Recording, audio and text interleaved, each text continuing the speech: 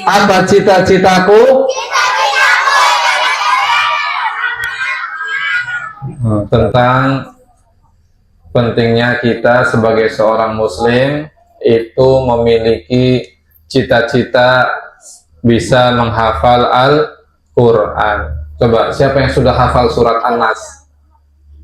Alhamdulillah. Surat An-Nas, satu surat kita hafal itu lebih baik dari dunia dan seisinya. Ya.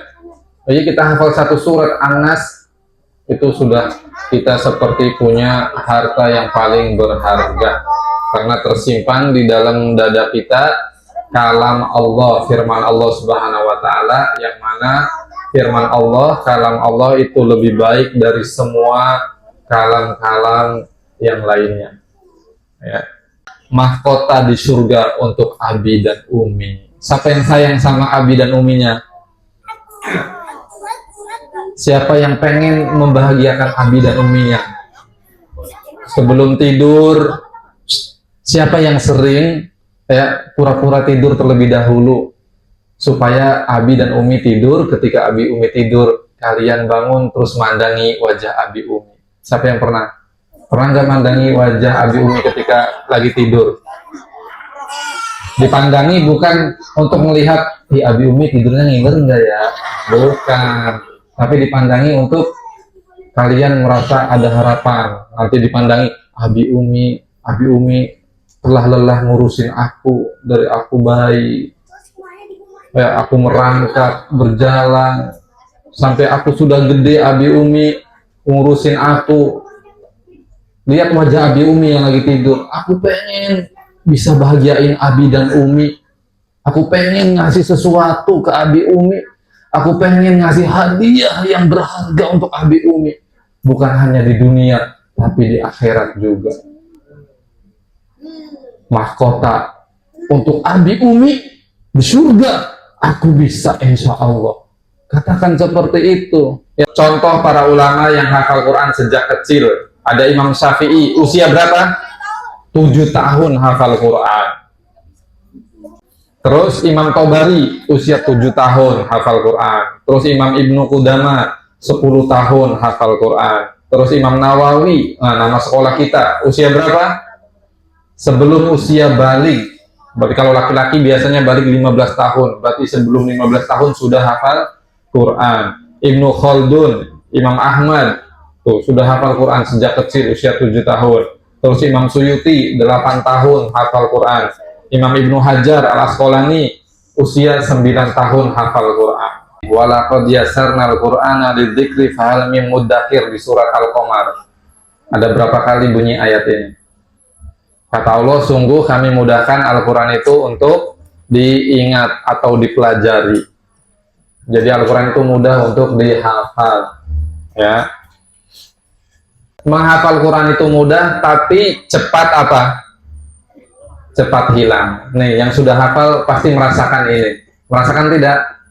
Nah, jadi kalian cepat menghafalnya. Juz amma dalam sebulan juga mungkin kalian bisa. Kalau dikebut bisa hafal, karena mudah menghafal Quran. Tapi yang sulit adalah murojaahnya. Ya.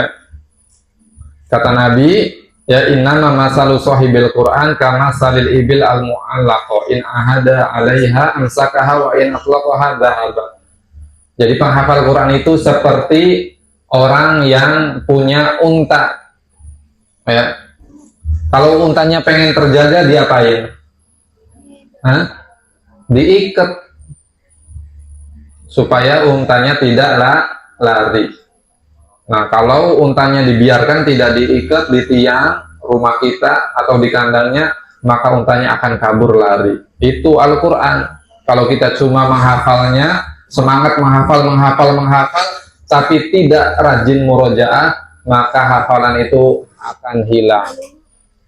Satu-satunya ibadah nanti yang diperintahkan di akhirat untuk diamalkan. Coba kalian pernah dengar nggak?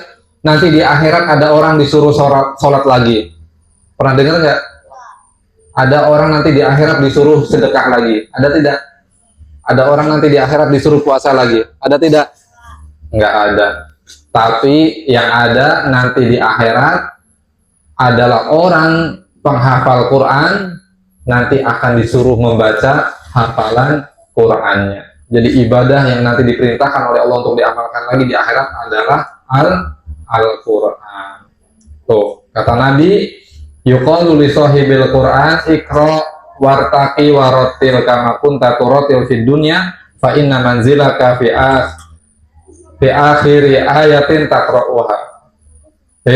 Penghafal Quran, kata Allah, bacalah, meninggilah, baca dengan tartil sebagaimana dahulu kamu membacanya dengan tartil, karena kedudukan kamu di surga adalah sampai akhir ayat yang kamu baca. Berarti jumlah surga itu tingkatannya berapa? Berapa banyaknya? Sejumlah ayat yang ada di dalam Al-Quran, derajat surga itu. Ada berapa ayat Al-Quran seluruhnya dari Al-Fatihah sampai An-Nas? Ada berapa? Ada ribuan, banyak. Ya.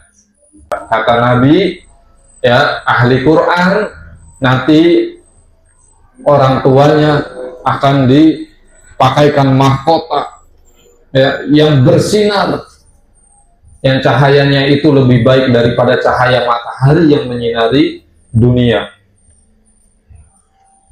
Itu hadiah bagi orang tua yang anaknya hafal Quran. Lalu bagaimana hadiah yang akan diberikan oleh Allah untuk si anaknya ini yang dia adalah penghafal Quran?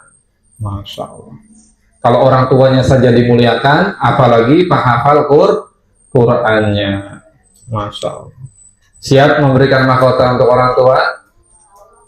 Insya Allah. Ya. Jadi terus, ya, semangat di dalam menghafal Al-Quran supaya bisa memberikan mahkota kepada orang tua di surga. Oke, istidadan. Apa cita-citaku? Cita-citaku ingin menjadi penghafal Quran. Oke, ulangi yang kompak semuanya. Apa cita-citaku? Ulangi, belum kompak. Masih ada yang setengah hati, harus sepenuh hati. Apa cita-citaku? Masya Allah, barakallahu fikum jami'an. Mudah-mudahan Allah menolong dan membantu kalian untuk bisa mencapai cita-cita menjadi penghafal Al-Quran. Oke.